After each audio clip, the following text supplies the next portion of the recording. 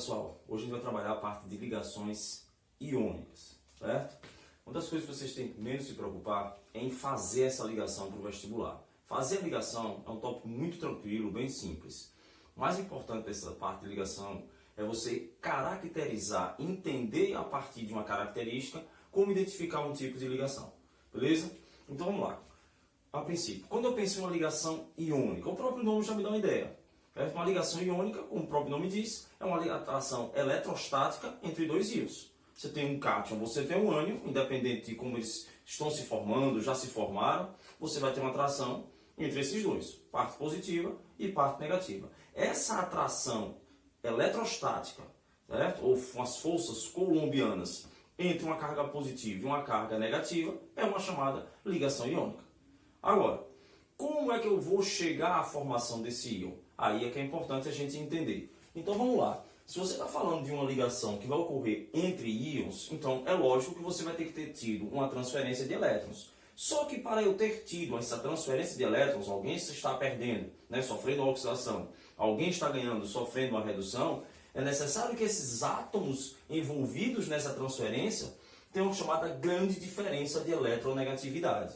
Essa grande diferença, que a gente vai chamar de opostos na tabela periódica, que alguns autores, professores falam de metal mais ametal, eu não gosto muito desse termo, porque você está especificando que todo metal e outro ametal vai ser uma ligação iônica. A gente tem algumas exceções a isso, tipo um berílio, por exemplo, ele não tende a fazer uma ligação iônica, mas a gente pode imaginar assim de maneira bem simplificada, porque qual é a ideia? Se você tem os metais, vamos imaginar aqui uma tabela periódica, você tem os metais, você está imaginando raios atômicos grandes, com grande tendência ou facilidade em perder os elétrons. Se você está imaginando os ametais, olhando lá de cá na tabela periódica, você está pensando em raios atômicos pequenos. Então, um raio atômico pequeno, grande força de atração. Quando você imagina que esses dois átomos criam uma diferença suficiente, que os livros didáticos botam em torno de 1,7, um Watkins, que é um livro mais completo, ele trabalha com a eletronegatividade em termos de diferença de 2. Mas isso é bobagem. Entender é que, se você criar uma diferença eletrostática entre esses dois átomos, com certeza um átomo menor vai puxar o elétron do átomo maior. Nessa transferência, você vai ter a formação dos íons. Beleza? Perceba que eu não estou dizendo que aconteceu a ligação química. No início do vídeo, eu comecei dizendo que uma ligação iônica é uma atração eletrostática entre os íons. Mas, quando esses íons foram formados devido à diferença eletrostática, diferença de eletronegatividade, e ocorreu a transferência desses elétrons, aí sim você teve a formação dos íons. Se esses íons foram formados, aí beleza, as forças coulombianas ou as forças eletrostáticas, a mesma coisa, elas vão fazer a atração dessa carga positiva com essa carga negativa. E as cargas vão se atraindo, se aglomerando, formando o que a gente chama na química de um retículo cristalino, de um cristal, o formato. Então perceba que a gente não vai ter uma quantidade definida de átomos presentes nesse cristal. Você vai ter uma aglomeração. Uma carga positiva atrai uma negativa, que atrai outra positiva. Então esse arranjo cristalino, que a gente chama de retículo cristalino, todo mundo aglomerado, é que vai dar as propriedades que a gente vai ter que, importantíssimo, que a gente vai ter que lembrar. Quando eu imagino todo mundo assim agrupado, eu imagino logo o quê? Um estado sólido. Então eu já posso afirmar que todo composto iônico é um sólido a temperatura ambiente. Por quê, professor? Pelo arranjo que ele está sofrendo. As cargas positivas e negativas todas atraídas, vai formar um aglomerado, e esse aglomerado de bastante força eletrostática vai me dar um sólido a temperatura ambiente. E aí, eu posso prever, então, que eu vou ter altos pontos de fusão para esses compostos iônicos. Se eu tenho altos pontos de fusão, de novo, pelo arranjo, pelo formato, pela estrutura que eu estou sendo formado, eles vão ser sólidos à temperatura ambiente. Alguns alunos fazem uma pergunta que é bem interessante. Professor, como definir o ponto de fusão de um composto iônico? Vamos lá, a gente vai ter que trabalhar com duas hipóteses. Se eu imaginar que as cargas dos meus compostos são iguais, por exemplo, NaCl e NaF. Você tem carga mais 1, menos 1, carga mais 1, menos 1. Se as cargas são iguais, Quem vai definir, quem vai ter maior ponto de fusão, vai ser a diferença eletrostática. Então o NaF ele vai ter um maior ponto de fusão do que o NaCl. Entretanto, se você tiver cargas diferentes, professor, vamos lá, dá um exemplo. Você tem NaCl, né? A gente pode colocar aqui, vamos colocar aqui. Eu tenho um NaCl com carga mais 1 e menos 1 e tenho o CaCl2. A carga do cálcio é mais 2 e a do Cl é menos 1. Entendeu? Então como é que a gente faz? Como essa carga é maior, você vai ter uma maior força de atração. Se você lembrar um pouco de física, a força elétrica é o quê? É diretamente proporcional à carga. Então, se você tiver uma maior carga, você vai ter uma maior atração. Os retículos vão ficar mais juntos, o que vai me dar, então, um maior ponto de fusão. Então, vamos recapitular. Isso é bastante importante em vestibulares. Como definir o ponto de fusão de um composto iônico? Se as cargas são iguais, você vai olhar pela diferença de eletronegatividade. Mas se as cargas são diferentes, você vai olhar pela quantidade maior de carga. Tranquilo? Lembre-se, né, da nossa fórmula física, que a força elétrica é K vezes a carga vezes a distância ao quadrado. O que eu estou preocupado é com a carga. Se eu tenho maior carga, então eu vou ter maior força, maior empacotamento, maior a força desse retículo, portanto, maior meu ponto de fusão. Beleza? E aí fechamos que ele é um sólido a temperatura ambiente, pela formatação do retículo. Sobre corrente elétrica, o que é que eu posso prever? Quando eu olho para um retículo, eu imagino perfeitamente todas, né, cargas elétricas, mas eu imagino essas cargas elétricas todas unidas, todas juntas. E a gente sabe que o próprio nome corrente vem de movimento, movimento de carga. Então é possível prever, de maneira bem tranquila, que eles não vão conduzir corrente elétrica no estado sólido. Então, falou lá, alto ponto de fusão, né? Sólido a temperatura ambiente, não conduz corrente elétrica no estado sólido. Opa, já podemos, né? Química, né? Não é uma coisa assim muito exata rapidamente, a gente tem que fazer outras características, mas podemos afirmar, por exemplo, que não é um metal. O metal tem alto ponto de fusão, ele é sólido, mas ele conduz corrente elétrica no estado sólido. Pode ser, né, um composto iônico, um composto que apresenta um retículo cristalino. Vamos lá. O que é que eu preciso fazer para ter uma corrente? Eu preciso ter movimento.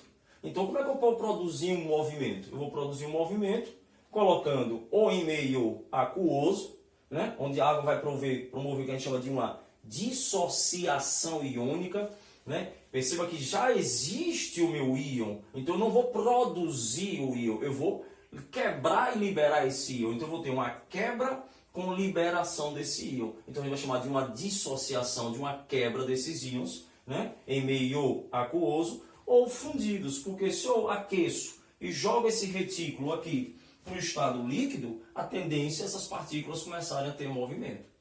Beleza? Então não podemos esquecer, altíssimos pontos de fusão, porque são reticulares, aglomerados, né, cristalinos, compactados, sólidos a temperatura ambiente, quanto a corrente elétrica não conduz no estado sólido e são excelentes condutores quando fundidos no estado líquido ou em meio aquoso, porque eu vou promover aqui uma dissociação. Outra característica bem interessante que o faz diferenciar de um metal, né, é justamente a possibilidade de sofrer clivagens, sofrer quebras. O que é que acontece? Você tem um empacotamento todo bem organizado, você tem cargas positivas atraídas pelas negativas. Se você exercer uma determinada pressão, um determinado ponto desse retículo, esse retículo vai sofrer uma deformação. Se ele sofre essa deformação, o que é que eu posso visualizar aqui? Que as cargas positivas, negativas começam a se aproximar. Aí eu já coloquei numa situação já mais drástica, mas elas começam a se aproximar. E se essas cargas começam a se aproximar, aqui ela vai sofrer então aqui o quê? Uma repulsão. Então neste ponto aqui que está ocorrendo a repulsão, você vai ter aí o que a gente vai chamar de uma clivagem, de uma quebra. Certo? Então a principal característica que você tem que ter de uma ligação química não é necessariamente fazer, principalmente se você estiver trabalhando com a prova do Enem. A principal característica de uma ligação química é entender, a partir de uma propriedade de um determinado composto, de uma substância, né, saber que tipo de ligação a gente tem. Então, quando eu falo de ligação iônica, recapitulando, eu falo de cargas opostas, Para que eu tenha cargas opostas, que eu tenha os íons, eu preciso de uma grande diferença de eletronegatividade. Essas cargas se atraem eletrostaticamente, formando um retículo cristalino. Duas palavras que sempre vão passar para vocês alto ponto de fusão. Então, qualquer circunstância que ele falar retículo cristalino, eu já falei de altos pontos de fusão. Beleza? E se eu sei que eu tenho alto ponto de fusão, eu sei que eles são sólidos a temperatura ambiente. Tranquilo? E aí, vamos lá. Se eu tenho íon, eu já posso afirmar então que eles poderão conduzir corrente elétrica, mas nesse caso, por eles serem sólidos e aglomerados e estáticos, não conduzem no estado sólido, mas conduzem muito bem no aquoso e no estado líquido. Certo? Então essas são as propriedades, essas são as características de um composto iônico. Beleza? Bom, então, e agora? Professor, como é que a gente vai fazer então uma ligação iônica? Vou mostrar primeiro a vocês a metodologia mais, sim, não é complexa, é a mais com calma, para a visualização que está acontecendo. Depois a gente vai para a regra prática. Então vamos lá, o que é que eu posso imaginar? Eu tenho aqui um sódio, um elemento do grupo 1A, com um grande raio atômico, então ele tende a sofrer oxidação, e o cloro, um elemento do grupo 7A, né, do lado de cada tabela, então você tem raios atômicos pequenos com muita força de atração. Por algum motivo, eles se aproximam, então facilmente esse núcleo bastante eletropositivo tende a atrair esse elétron. Quando esse elétron aqui for atraído por esse núcleo, o que é que vai acontecer? Bora lá. Antes você imaginar a formação do cátion. Essa camada de valência aqui, ela deixa de existir, então você passa a ter uma grande força de atração, então ele não tende a perder mais elétrons, e ficou positivo. Esse elétron, ao ser acoplado nessa camada, a tendência é esse raio atômico aumentar, porque você aumenta a força de repulsão desses elétrons. O raio atômico aumentando, o cloro também não vai ter tanta força mais para puxar, mas em compensação fica negativo. Quando você passa a ter uma carga positiva e você tem uma carga negativa, pré-existente ou existente agora, elas vão sofrer uma atração. Nessa atração, você tem aqui a formação do NaCl. Claro, como a gente acabou de ver, né? Há um pouco tempo atrás, não é o NaCl-, é um aglomerado que a gente vai chamar de retículo cristalino. A gente não pode representar todo o retículo, então a gente vai representar pela menor parte que se repete, o que a gente chama de uma célula unitária. Beleza? Então essa é a demonstração de como ocorre essa transferência devido à diferença de eletronegatividade. Agora, vamos lá. De maneira simples, o que é que eu tenho? Eu tenho um determinado átomo com tendência a ser eletropositivo, a perder os elétrons. Então ele perde, digamos, X elétrons. E um átomo B com tendência a ganhar. Ora, vamos à lógica matemática. Se alguém perde 20 elétrons, alguém vai ter que ganhar 20 elétrons. Então o que é que a regra prática manda vocês fazerem? Inverter, não a questão da carga, inverter a quantidade. O que é que você está fazendo? Achando o mínimo múltiplo comum. Porque quando você jogar aqui, ó, sem retirar a carga, por favor, x mais, e você jogar o y para cá, o b, você tem aqui um y menos, e você colocar o x para cá, se você multiplicar x vezes y, logicamente vai ser a mesma coisa que y vezes x. Então você vai ter aqui um balanceamento no total de elétrons cedidos e recebidos. Então vamos colocar um exemplo bem tranquilo. Você coloca aqui o cálcio, a carga do cálcio é 2+, e a carga do flúor é 1-. Se você deixar assim, você está dizendo que o cálcio está perdendo 2 e o flúor ganha 1. Então o que a gente faz? Inverte os valores, coloca 1 aqui e 2 aqui. Você tem um cálcio perdendo 2 e você tem 2 átomos de flúor, cada um ganhando 1 elétron. E aí, por uma dedução, para ficar mais prático, a gente vai chamar apenas de CaF2. Mas não podemos esquecer que as cargas continuam, elas vão se atraindo, formando o retículo cristalino. Ok? Espero que tenham tudo gostado. Um abraço.